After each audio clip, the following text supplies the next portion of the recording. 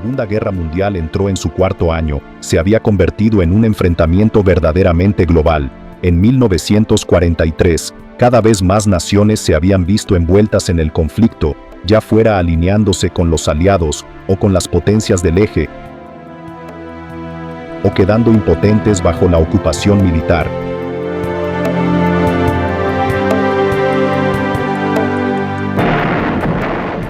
Al invadir la Unión Soviética, Adolf Hitler se había enfrentado a un enemigo formidable. En el gélido invierno ruso, entre las ruinas de una ciudad que había sufrido durante demasiados meses, las fuerzas alemanas se rendirían humillantemente y muchos miles de soldados serían llevados como prisioneros de guerra soviéticos.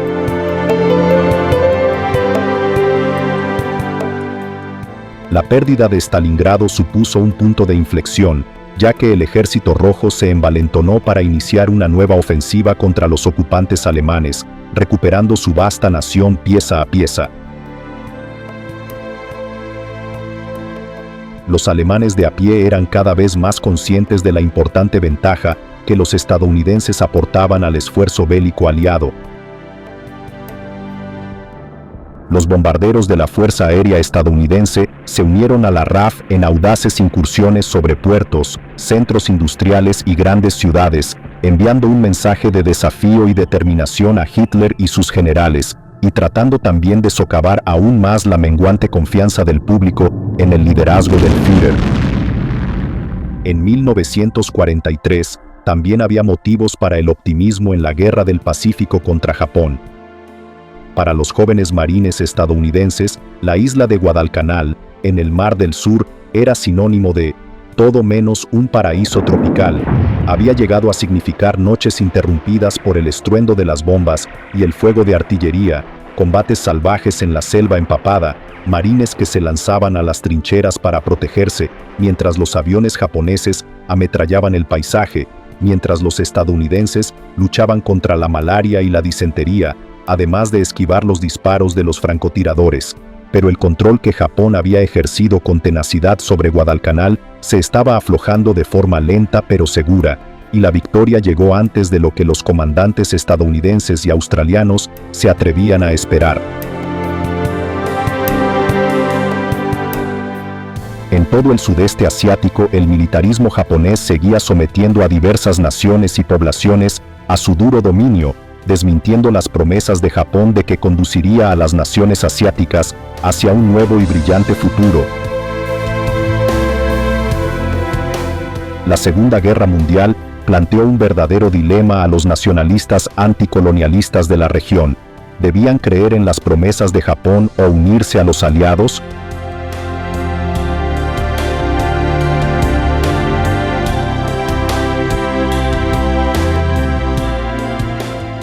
Sin embargo, el trato a menudo bárbaro que los nuevos señores japoneses dispensaban a las poblaciones locales ayudó a resolver la cuestión, y el colonialismo parecía definitivamente el menor de dos males.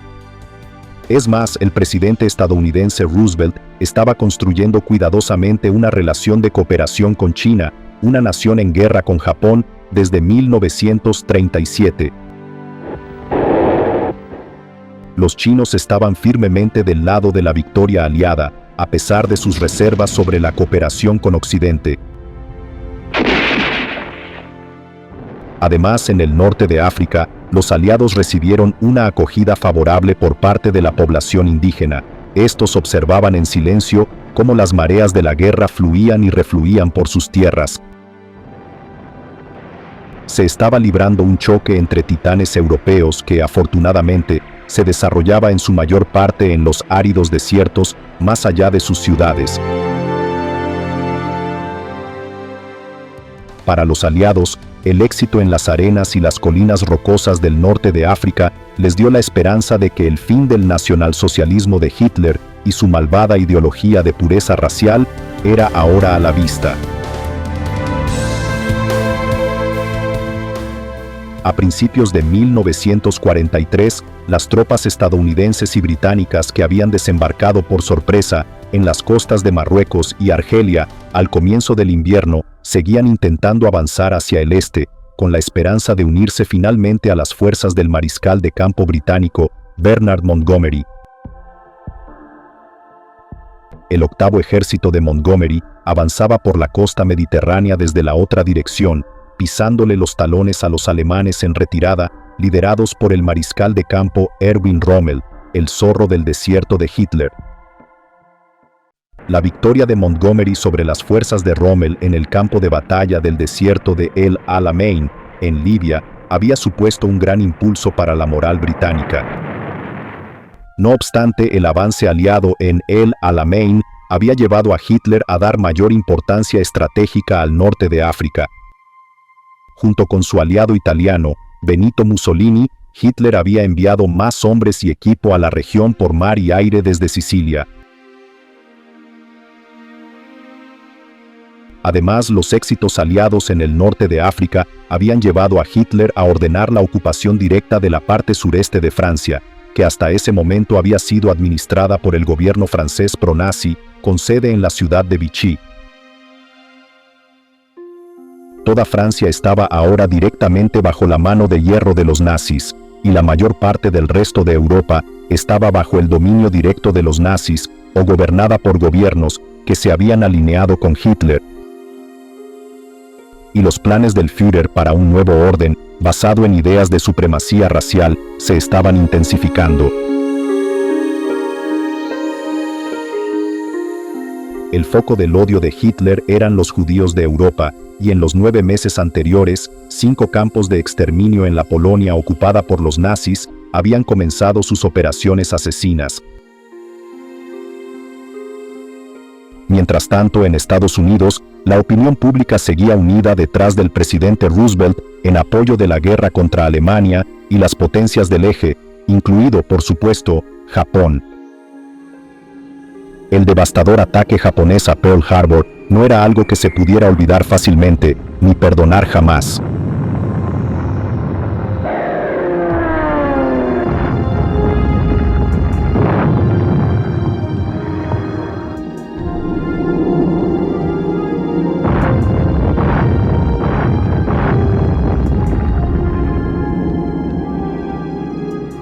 Los japoneses buscaban eliminar el poder naval estadounidense en el Pacífico Central para asegurarse el acceso a los yacimientos petrolíferos de las Indias Orientales Neerlandesas, como se conocía entonces a la actual Indonesia, así como a otros territorios ricos en recursos al sur. Un Japón resurgente se había alineado con el impulso nazi por la supremacía en Europa, mientras que en Asia, el gobierno japonés consideraba que era la única nación con el poderío industrial y militar necesario para poner fin a siglos de dominio occidental. En enero de 1943, Japón ya había arrebatado el control de Filipinas a las fuerzas defensivas estadounidenses y filipinas. Los japoneses también habían tomado Hong Kong, Malasia y Singapur a los británicos, e Indonesia a los holandeses. En Birmania, fronteriza con la India, donde crecía la agitación por la independencia de Gran Bretaña, las fuerzas japonesas habían entrado sin encontrar apenas oposición. Pero durante meses, las tropas estadounidenses y australianas habían estado luchando contra los japoneses por tierra y mar en las Islas Salomón, al norte de Papúa Nueva Guinea.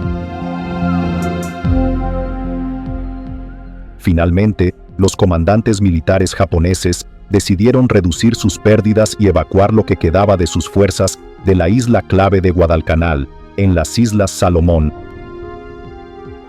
Cuando el jefe de Estado japonés, el emperador Hirohito, dio su aprobación formal a la retirada, los aliados tuvieron la esperanza de que tal vez la racha de victorias japonesas en el sudeste asiático estuviera llegando a su fin.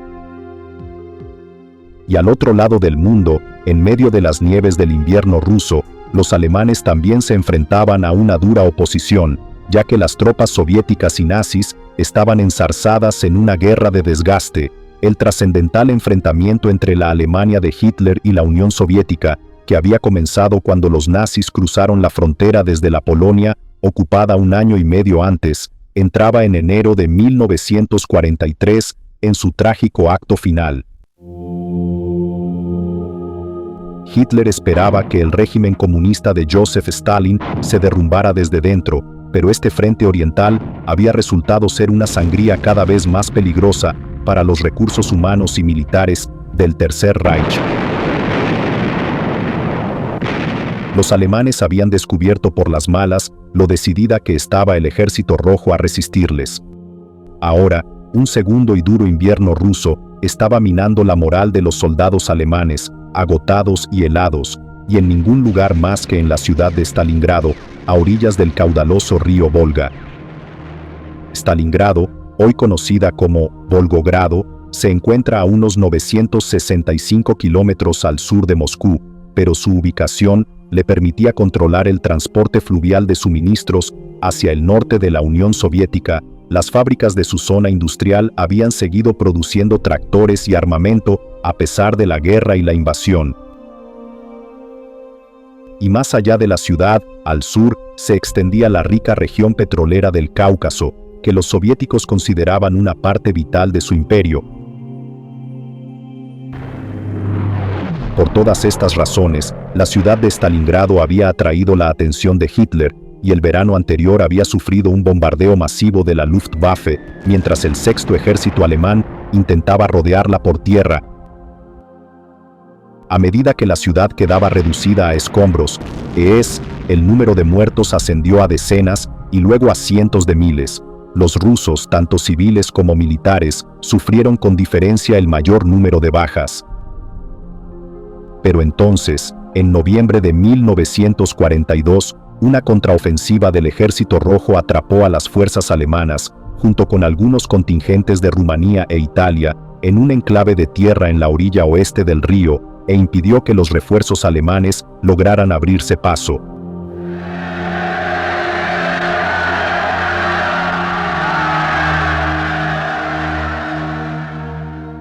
Los suministros se agotaban rápidamente y el tifus se propagaba entre las tropas alemanas y los demás contingentes nacionales que luchaban junto a ellas. Apenas 9 días después de comenzar el nuevo año, 1943, mientras la nieve seguía cubriendo la ciudad, un capitán ruso se presentó ante las líneas alemanas con una bandera blanca. Ofrecía al general Friedrich Paulus, comandante del sexto ejército alemán, la oportunidad de realizar una rendición honorable.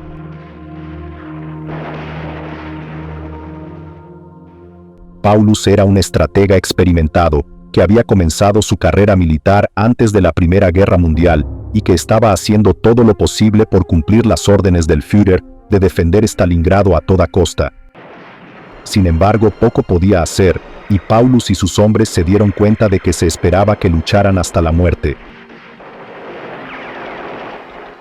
Después de que los alemanes resistieran todo lo que pudieron, en la tarde del último día de enero, el Ejército Rojo irrumpió en la ciudad, obligando a Paulus a retirarse a unos antiguos grandes almacenes. Pero los rusos pronto lo capturaron en el sótano del edificio, tumbado completamente vestido en su catre.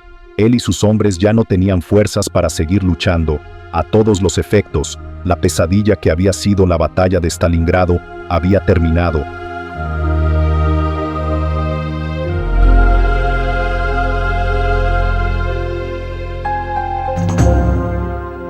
En otros lugares, las señales eran igualmente ominosas para los invasores alemanes. El 18 de enero se rompió el bloqueo que habían impuesto alrededor de la segunda ciudad más importante de Rusia, Leningrado, la actual San Petersburgo. Los rusos liberaron un estrecho corredor de tierra a través del cual se podían llevar al menos más suministros para la población hambrienta y enferma de la ciudad, y se podía evacuar a más civiles a lugares seguros.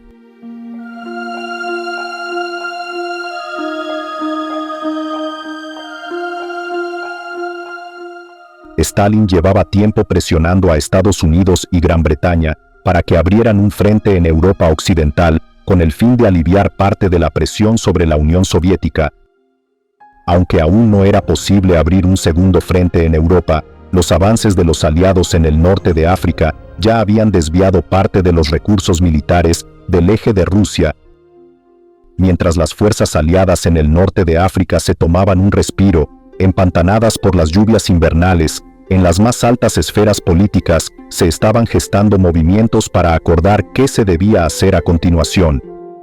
Mientras la batalla de Stalingrado entraba en su última y desesperada fase, dos hombres se registraron en el Hotel Anfa de Casablanca, el principal puerto marítimo de Marruecos, con los nombres falsos de Almirante Q y Señor P. El personal del hotel se quedó atónito al ver que se trataba, en realidad, del presidente estadounidense Roosevelt, que había volado desde África Occidental, y del primer ministro Winston Churchill, que había llegado desde Londres en un bombardero reconvertido. Stalin había sido invitado a unirse a ellos, pero envió un mensaje diciendo que no podía abandonar su país en un momento tan crucial, aunque se aseguró de recordar a los dos líderes que habían prometido abrir un segundo frente en Europa esa primavera.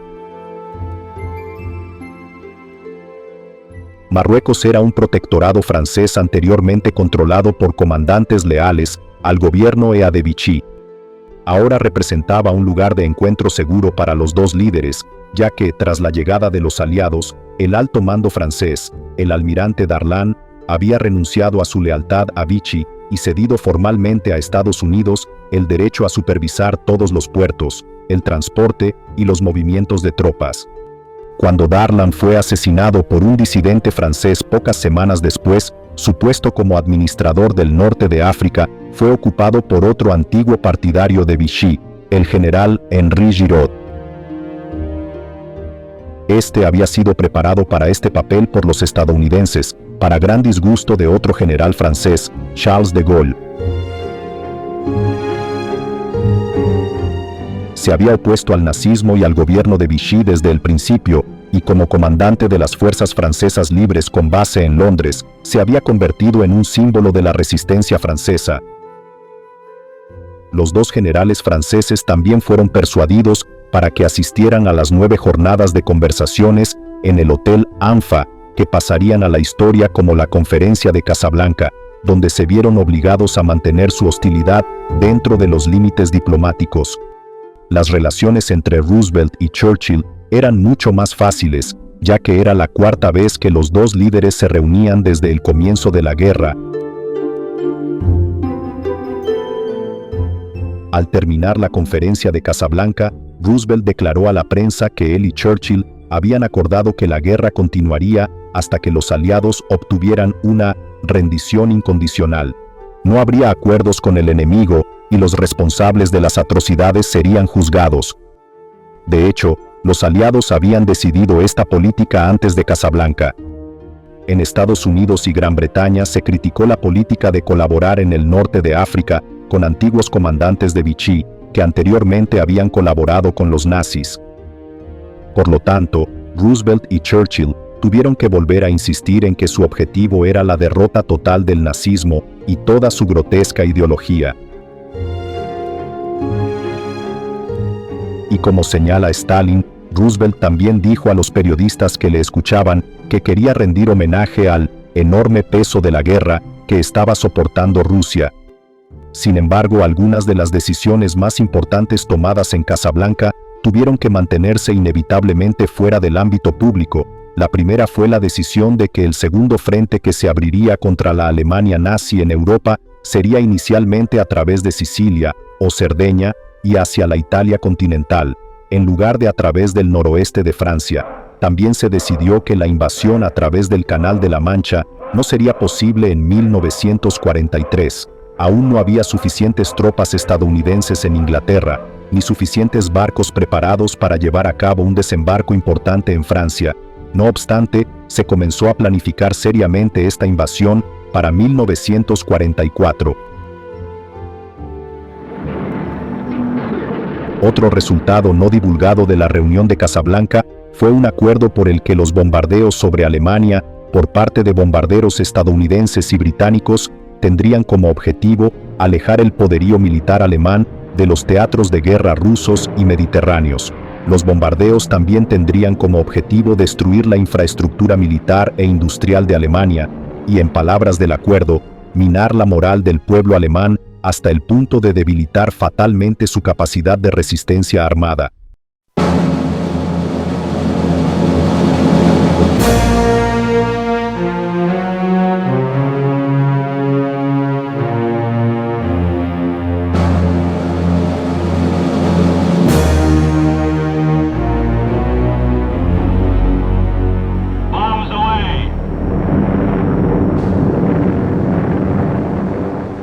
En cuanto a los dos generales franceses, llegaron a su propia resolución en la conferencia, acordando compartir la autoridad en el norte de África francés, que esperaban que, a partir de entonces, permaneciera bajo el control de los aliados.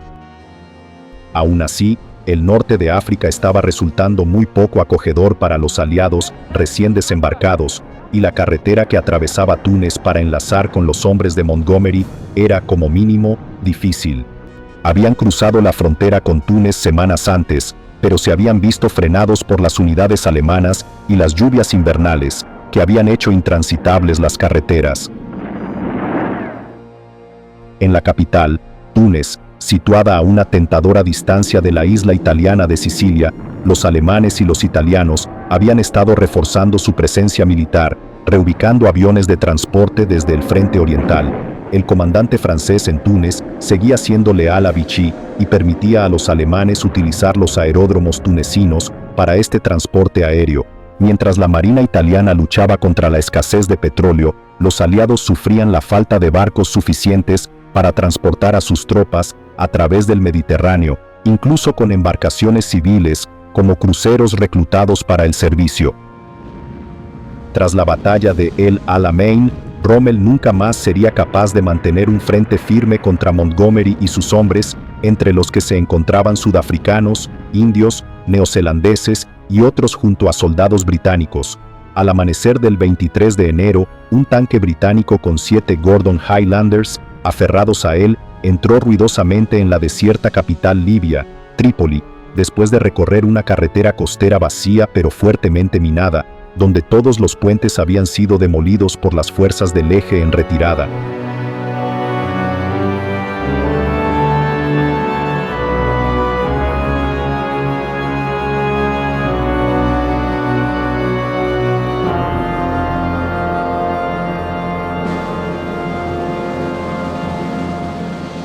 Los tanques aliados que le seguían descubrieron que el zorro del desierto de Hitler y sus hombres ya se habían retirado, y Montgomery pudo aceptar la rendición de la ciudad por parte de su alcalde italiano, que se vistió con sus mejores galas para la ocasión.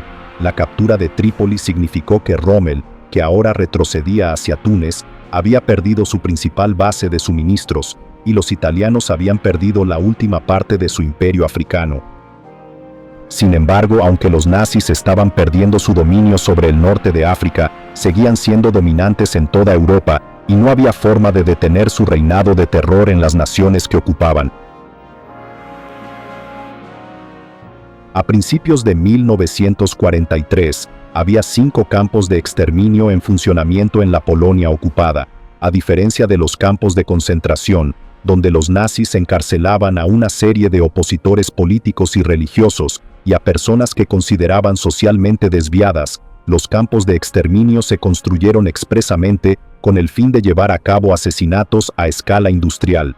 Entre las víctimas de los campos de exterminio se encontraban polacos, húngaros y prisioneros de guerra soviéticos, pero eran los judíos, a menudo transportados allí desde toda Europa, los principales objetivos.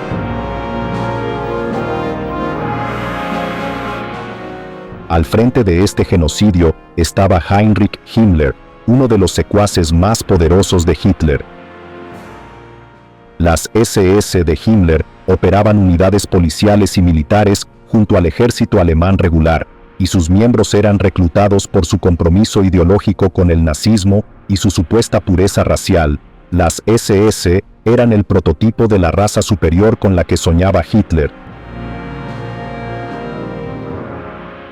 En Polonia, la capital, Varsovia, había sido el hogar de la mayoría de los judíos del país. Más de 2 años antes, los alemanes habían obligado a todos los judíos de Varsovia a trasladarse a una zona amurallada, conocida como el gueto. Todos los movimientos de entrada y salida estaban controlados por guardias armados, lo que aislaba a los judíos del mundo exterior, donde, en condiciones de hacinamiento, el tifus y la tuberculosis se propagaban como la pólvora, y la desnutrición era generalizada. En 1943, unos 330.000 judíos ya habían sido deportados del gueto de Varsovia, pero aún quedaban unos 60.000. Por eso, fue una sorpresa para los guardias alemanes cuando, a mediados de enero, estalló una pequeña rebelión, precursora del levantamiento más famoso. Por primera vez, los judíos recluidos en el gueto de Varsovia, que se había convertido en una sala de espera para los campos de exterminio, intentaron contraatacar y dieron a los nazis una muestra de lo que les esperaba.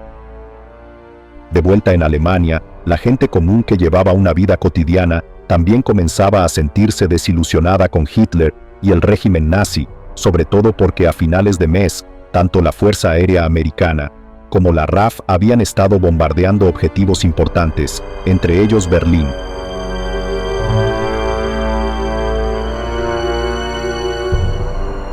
El 16 de enero, la RAF había regresado a Berlín tras 14 meses de ausencia.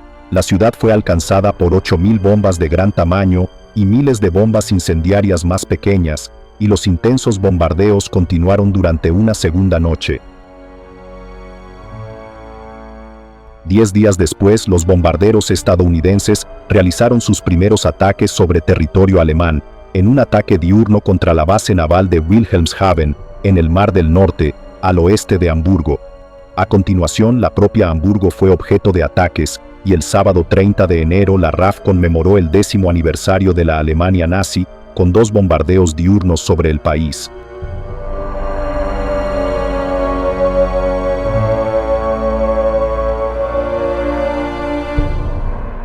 El segundo, por la tarde, se programó para estropear la retransmisión por radio de un discurso conmemorativo del ministro de propaganda de Hitler, Joseph Goebbels.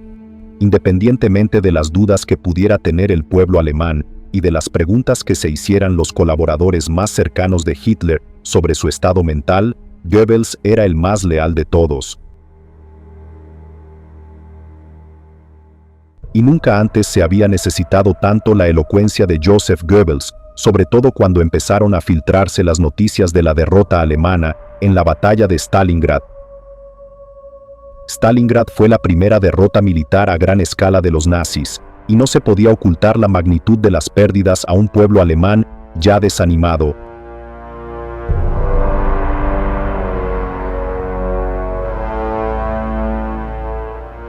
El 2 de febrero, las últimas unidades del eje en la zona industrializada de la ciudad rusa siguieron finalmente el ejemplo del general Paulus y depusieron las armas. El recuento de víctimas en Stalingrado habla por sí solo. Por parte del eje, al menos 120.000 hombres habían muerto, mientras que 91.000 soldados, entre ellos 24 generales nazis, habían sido hechos prisioneros de guerra. Solo unos 5.000 de estos prisioneros lograrían regresar a casa. Más de una cuarta parte pereció en los días inmediatamente posteriores a su captura, debilitados por las enfermedades, la desnutrición y la falta de atención médica. Por parte de los rusos, la población civil de Stalingrado había sido diezmada, mientras que las bajas del Ejército Rojo fueron incluso superiores a las de los alemanes. Algunos estiman que hasta 250.000 de soldados rusos murieron, fueron capturados o resultaron heridos en la ciudad.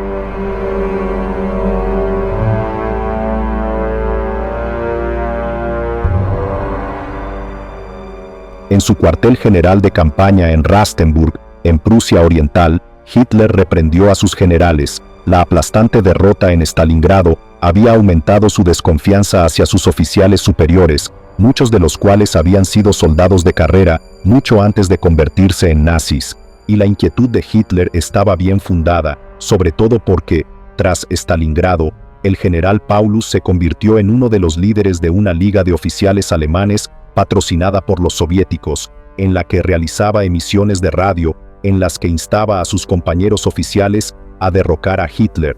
En Berlín, Goebbels pronunció un discurso entusiasta en un mitin multitudinario que se retransmitió por radio en toda Alemania. El público que abarrotaba el estadio había sido cuidadosamente seleccionado y rugió de aprobación cuando Goebbels instó a la nación alemana a redoblar sus esfuerzos, contra lo que describió como la amenaza bolchevique del Este. Solo ahora, después de Stalingrado, se comprendía la magnitud de esta amenaza, dijo, pero el pueblo alemán seguiría a Hitler en las buenas y en las malas. Como él mismo dijo, ¿queréis una guerra total?, gritó. Si es necesario, ¿Queréis una guerra más total y radical que cualquier cosa que podamos imaginar? El público se puso en pie coreando su apoyo. Pero el apoyo a Hitler se estaba desvaneciendo. Los compradores del centro de Múnich se quedaron atónitos al ver pintadas antinazis en las paredes, y en la universidad de la ciudad, los estudiantes se atrevieron incluso a protestar, coreando «Abajo Hitler». Un grupo estudiantil clandestino, la Rosa Blanca, llevaba varios meses distribuyendo cartas antinazis en varias ciudades. Los estudiantes de la Rosa Blanca eran pacíficos, algunos habían servido en el Frente Oriental, y uno de ellos había sido testigo del trato que los opresores alemanes daban a los judíos polacos en el gueto de Varsovia, y no podía borrar esas imágenes de su mente. ¿No es cierto que todos los alemanes se avergüenzan de su gobierno en estos días?, decía la primera carta. ¿Quién puede imaginar el grado de vergüenza cuando los horribles crímenes que superan infinitamente cualquier medida humana salen a la luz? Como era de esperar, los nazis aplastaron rápidamente el movimiento antes de que pudiera convertirse en algo más peligroso. La policía secreta de la Gestapo fue informada y los dos cabecillas, Hans Scholl, un estudiante de medicina de 25 años, y su hermana Sophie, una estudiante de biología de solo 21 años, fueron ejecutados a finales de febrero junto con un tercer estudiante. Otros 3 activistas de la Rosa Blanca correrían la misma suerte antes de que acabara el año, pagando el precio más alto por expresar lo que muchos en Alemania pensaban por entonces. Si bien la derrota en Stalingrado había asestado un duro golpe al prestigio del ejército alemán en Europa, en el Pacífico la imagen del ejército japonés como una máquina militar invencible y eficiente también comenzaba a desmoronarse.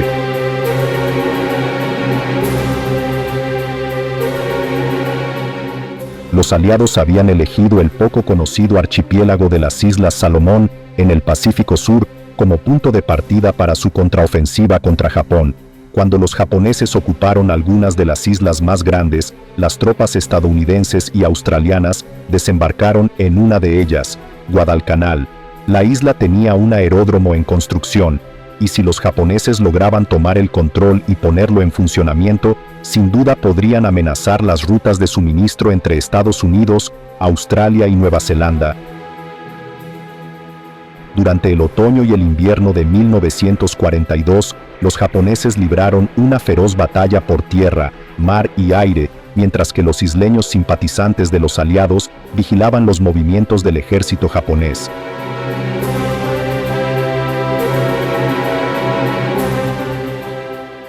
A principios de 1943, las tropas estadounidenses avanzaban por el norte de Guadalcanal.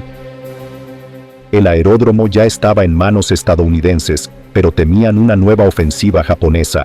Pocos sospechaban que los comandantes japoneses ya habían recibido la bendición del emperador para retirarse y que las maniobras navales eran en realidad preparativos para la evacuación de miles de soldados japoneses. A finales de la primera semana de febrero, más de 10.000 soldados japoneses habían sido retirados de la isla antes de que los aliados se dieran cuenta de que la batalla de Guadalcanal había terminado. A partir de ese momento, Guadalcanal se convertiría en una importante base aliada, con nuevas pistas de aterrizaje y un puerto. Había costado la vida a 1.700 soldados estadounidenses y 5.000 habían resultado heridos, pero el objetivo final, la reconquista de Filipinas, ya no parecía una tarea tan imposible. Además, los astilleros estadounidenses trabajaban a pleno rendimiento, produciendo buques de guerra que los japoneses no podían esperar igualar. Para Japón, la pérdida de 860 aviones y 15 buques de guerra con sus tripulaciones altamente entrenadas iba a ser un problema importante. La derrota llevó al ejército japonés a llevar a cabo una importante reevaluación de su estrategia, ya que decidieron mantener el control del centro de Nueva Guinea y adoptar una postura defensiva a lo largo del perímetro sur de su zona de control. A pesar del revés sufrido en Guadalcanal, la determinación de Japón de presentarse como líder de una Asia recién despertada tenía el potencial de socavar seriamente el esfuerzo bélico aliado, En ningún lugar era esto más evidente que en la India, considerada en su día la joya de la corona del Imperio Británico, donde el ejército británico se había abastecido tradicionalmente de un gran número de reclutas indios. Pero la lucha por la independencia de la India ya estaba cobrando impulso. En 1943, el líder nacionalista indio Mahatma Gandhi fue detenido por declarar que la India debía obtener la independencia inmediata si quería seguir apoyando el esfuerzo bélico aliado. En consecuencia, se produjeron detenciones masivas de los partidarios de Gandhi, mientras que la policía disparó contra manifestantes desarmados de la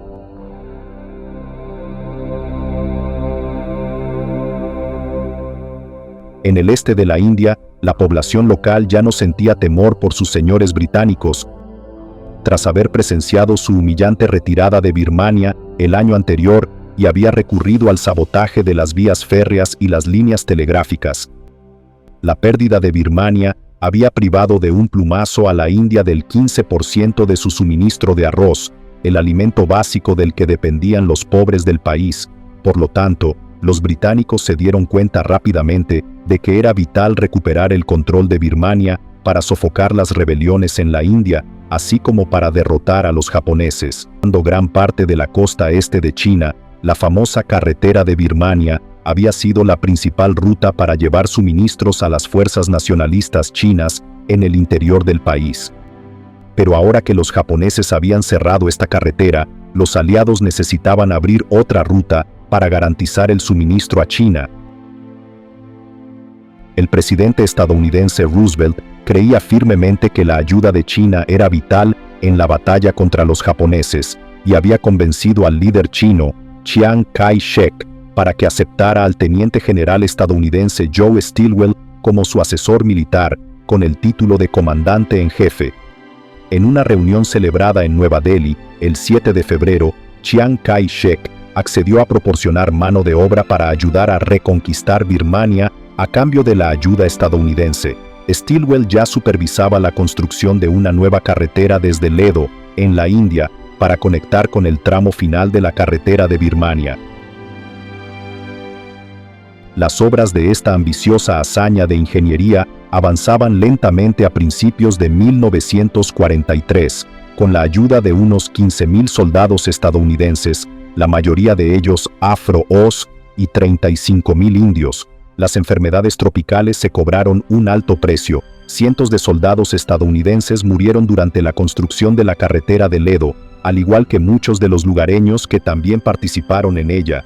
Los comandantes de la Fuerza Aérea estadounidense pensaban que la carretera nunca sería tan eficaz como los peligrosos lanzamientos aéreos de suministros que estaban organizando a través de las montañas para los chinos. Y con el tiempo, lamentablemente, se demostraría que tenían razón.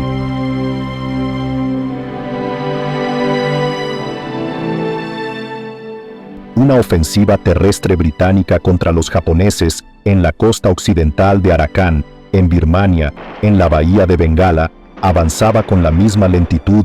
Los soldados británicos e indios se dieron cuenta de que sus enemigos japoneses estaban bien entrenados y curtidos en el campo de batalla. Esta primera campaña de Arakan se benefició al menos de una investigación pionera que se había llevado a cabo para encontrar un fármaco eficaz para proteger a las tropas contra la malaria.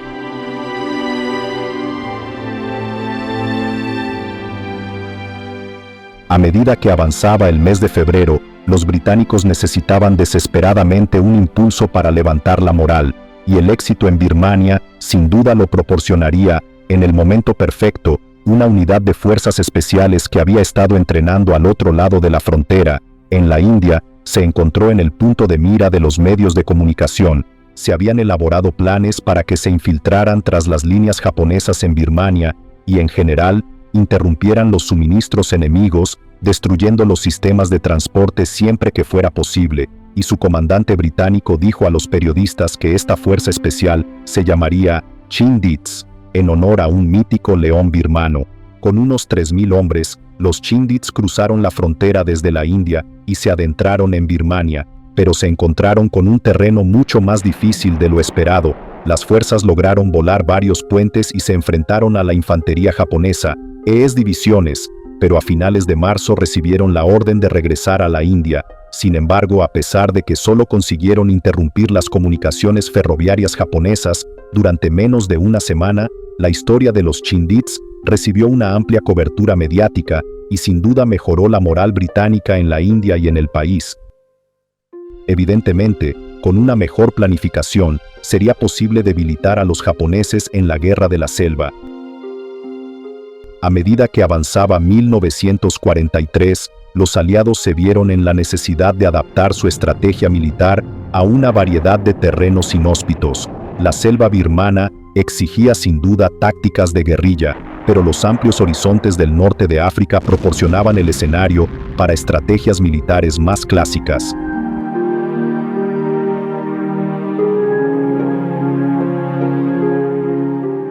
El general estadounidense Dwight D. Eisenhower recibió entonces la autoridad general sobre las operaciones militares aliadas en toda la región mediterránea, y el general británico Bernard Montgomery pasó a estar bajo su mando directo.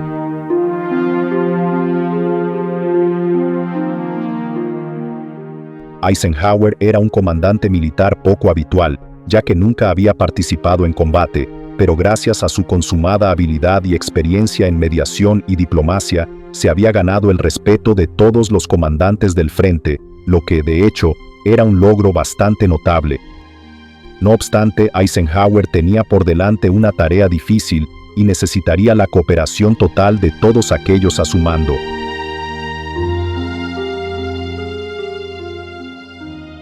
El 12 de febrero, bajo una lluvia torrencial, la séptima división blindada de los aliados cruzó la frontera de Libia a Túnez. Toda Libia estaba ahora en manos de los aliados,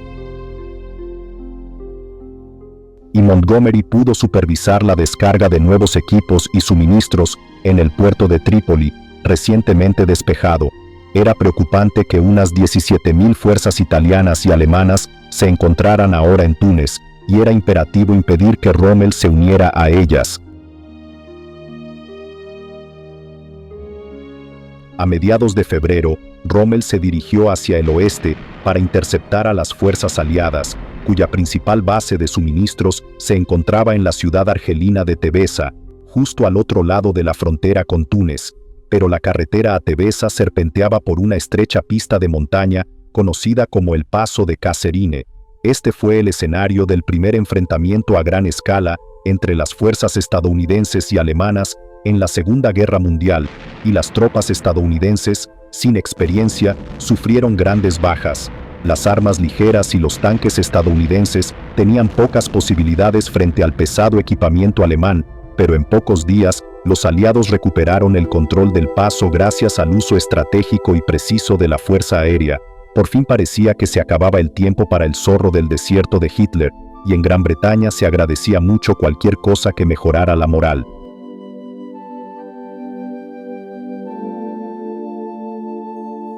En marzo de 1943, la población británica seguía soportando la austeridad y las incertidumbres de la vida en tiempos de guerra. Hasta entonces, las bajas civiles en Gran Bretaña superaban en número a las de las fuerzas armadas del país, pero los implacables bombardeos nocturnos alemanes sobre Londres ya habían quedado atrás. Muchos de los que habían abandonado la capital en busca de seguridad habían regresado, y todo el mundo se las arreglaba lo mejor que podía, en medio del racionamiento y la escasez. Las campañas informativas del gobierno habían logrado convencer a la población de que el racionamiento era algo que debía tolerarse con buen humor, y cada vez más personas se daban cuenta de que la mejor manera de disponer de un suministro constante de alimentos frescos era criar pollos y cultivar un trozo de tierra en la parcela local o en su jardín, si lo tenían. Irónicamente, las privaciones de la guerra tuvieron un efecto secundario positivo en Gran Bretaña, ya que acabaron con el desempleo masivo de los años de entreguerras, ya que el aumento del gasto público cubrió los costes de mantener a Gran Bretaña en equilibrio. Se aprendían lecciones a diario mientras Gran Bretaña se unía para sobrevivir, y se hicieron propuestas para que, después de la guerra, se introdujera un nuevo sistema, que ahora conocemos como seguridad social, para proporcionar un nivel de vida mínimo a todo el mundo.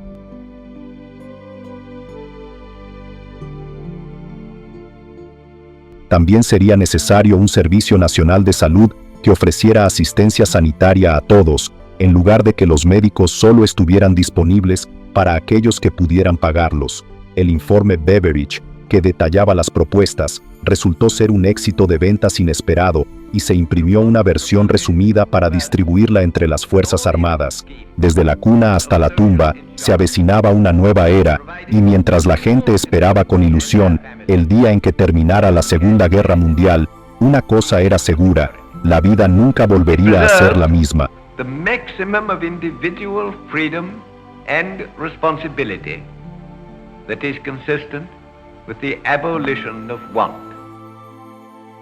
Mantener la moral alta tanto en el frente interno como en el frente de batalla era de vital importancia, y aunque la propaganda bélica se asocia más generalmente con Hitler y sus ideologías nazis, Winston Churchill también vigilaba de cerca lo que la prensa británica publicaba.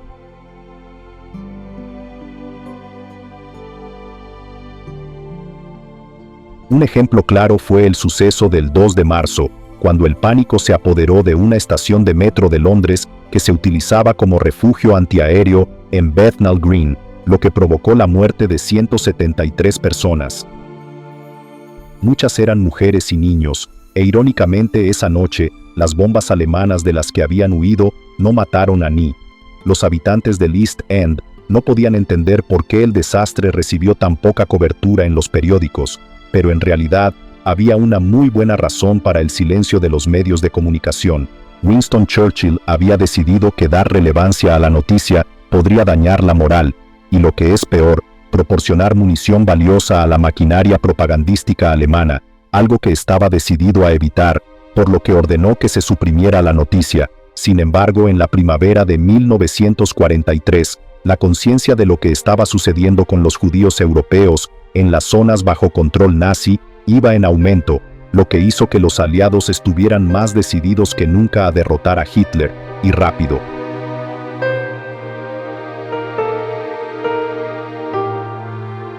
El 23 de marzo, Himmler fue informado de que, desde el inicio de la guerra, habían sido asesinados alrededor de 1,5 millones de judíos europeos.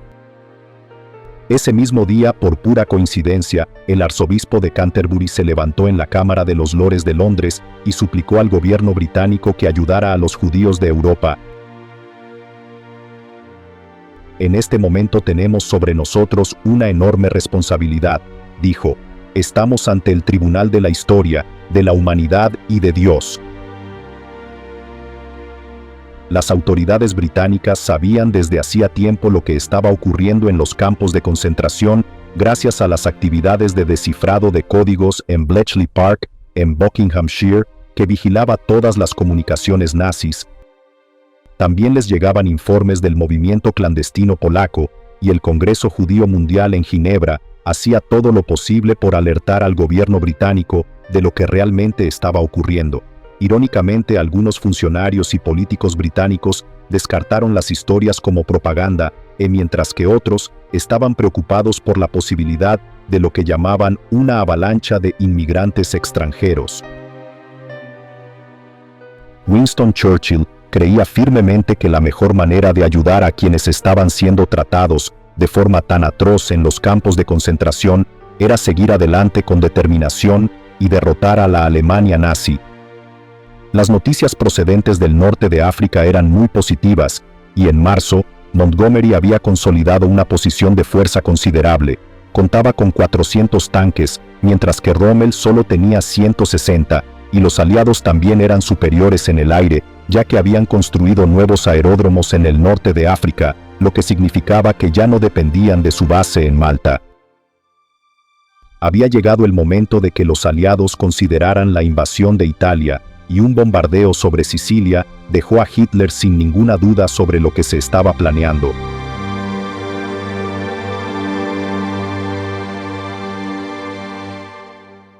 El Führer convocó a Rommel desde el norte de África para discutir qué se debía hacer, y en una reunión en Ucrania, el zorro del desierto le rogó a Hitler que permitiera la evacuación de las tropas del eje a Italia, donde podrían reequipararse.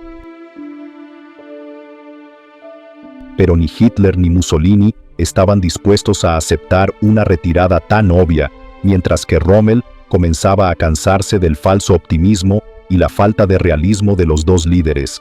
Mientras tanto, en el norte de África, Montgomery seguía avanzando hacia la victoria aliada en Túnez. Antes del estallido de la Segunda Guerra Mundial, los franceses, en su ocupación del norte, habían construido una línea de fortificaciones en el sur de Túnez, tras perder un extenso territorio en el norte de África a manos de los aliados. En la Operación Torch, en el otoño de 1942, las potencias del eje habían logrado mantener lo que se conocía como la línea Maret, y utilizando campos de minas, zanjas antitanques, alambradas y posiciones de artillería cuidadosamente ocultas, los alemanes y los italianos habían creado una fortaleza defensiva, pero la estrella de Montgomery estaba definitivamente en ascenso, y a finales de marzo había logrado romper la línea Maret, y literalmente solo era cuestión de semanas que los aliados obtuvieran el control de Túnez.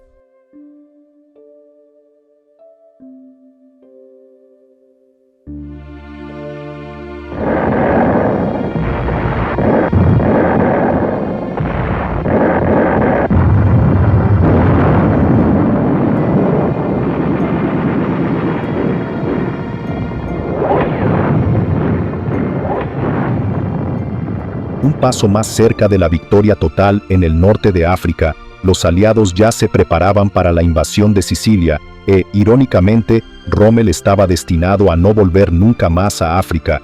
Durante el resto de la guerra, desempeñaría un papel destacado en las operaciones europeas de Hitler, pero ni siquiera su gran habilidad militar y su experiencia podrían hacer frente a los aliados, que ganaban terreno día a día.